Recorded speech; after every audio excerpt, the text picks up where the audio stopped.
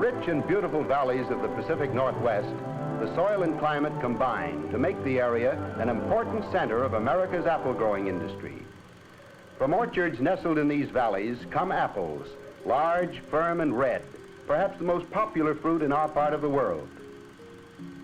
Our story is of a particular variety called the delicious apple. And this is how an orchard of these apples begins. The seeds used to start the orchard are from another type of apple tree. They are planted because they produce stronger, hardier roots than delicious seeds produce.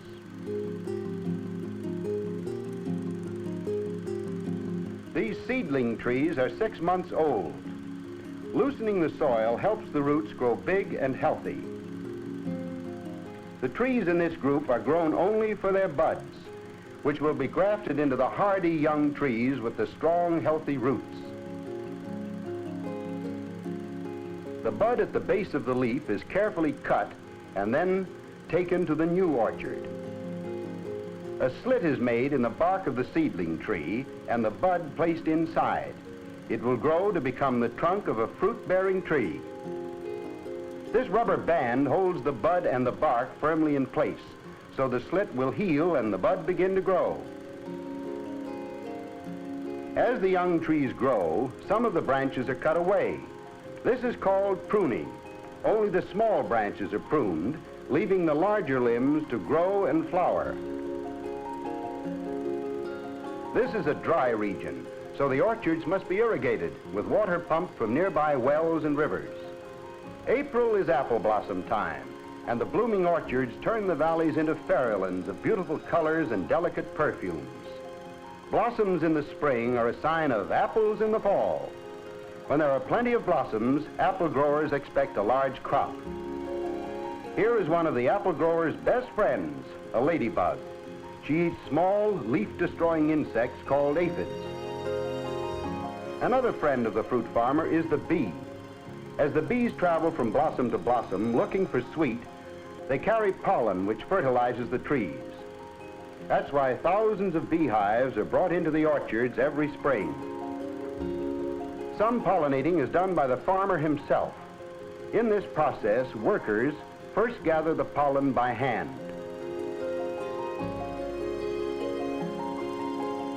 Then, after the blossoms and buds are picked, they're placed in sieves, where they're crushed to obtain the pollen.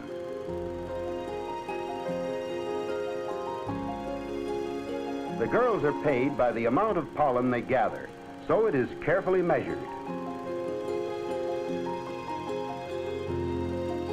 Hand pollinating is done in many ways. This is a hand pole. The atomizer is filled with pollen and then sprayed out the nozzle of the pole on the blossom. Here's another method. This girl touches the blossoms with a small brush dipped in the pollen she carries in her pocket. Bees and other insects take care of most of the pollinating, while farmers do only a small part of the work by hand, but they find it pays them well. By midsummer, the apples are half grown, and it's time to thin them. This way, the growers get larger, better quality apples at harvest time. Thinned apples aren't wasted. They're gathered for feed or left to rot and enrich the soil.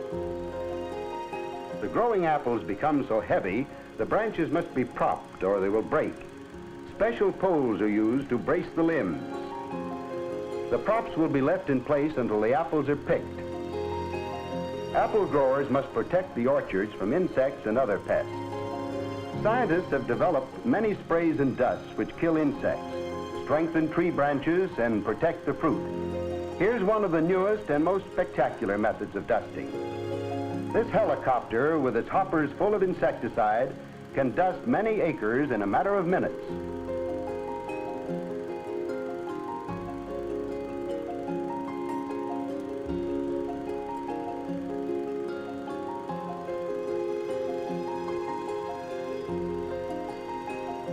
Hand spraying is effective too. This particular spray will strengthen the stems so the apples won't fall off before being picked. Each orchard is sprayed many times throughout the season. By autumn, the apples are fully grown, and thousands of pickers come into the orchards to harvest the ripe red fruit. Pickers gather the apples just as they mature, so when the fruit reaches the grocer's shelves, it's sweet, good, and ready to eat. Notice the picking bags used by the workers. The canvas bottoms allow the pickers to dump the apples without bruising them. All the apples in one section of the orchard are loaded from one central point. The boxes are only partially filled, so they can be stacked without injuring the top layer of fruit. Special trucks carry the apples to the packing house. Built low and close to the ground, the trucks travel under the branches without injuring the trees. They carry nearly 300 boxes of apples at a time. These boxes are delivered at the packing house. Here the boxes are unloaded on hand trucks and taken inside. Now the apples are poured out on a conveyor belt. The fruit is handled with great care at all times. Bruised apples are wasted apples. Before they can be packed, the apples have to be washed. This belt takes them to a ladder of rollers where the apples are lifted into a tub of soapy water. The bath washes off all dirt and residue left from spraying. After the bath, the clean, shiny apples are brought up a step ladder, which carries them to sorting tables. These girls sort the apples to make sure no bruised or rotten fruit is packed. Constant care is taken to preserve the quality of the apple shipment.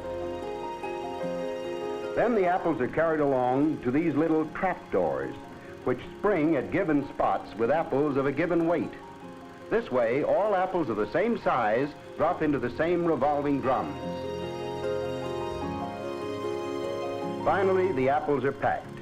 Each apple is skillfully wrapped in colored tissue and carefully placed in a box. Then the filled boxes move on conveyor rollers to the nailing machine.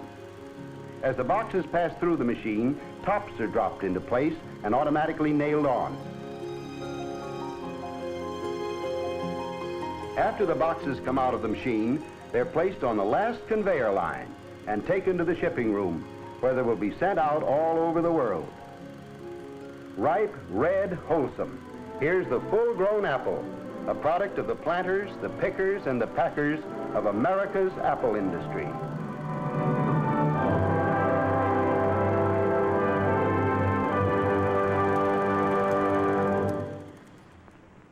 Support for Historic Washington provided by the Washington Hospitality Association and by Weatherly Inn, senior living where it's home and your family.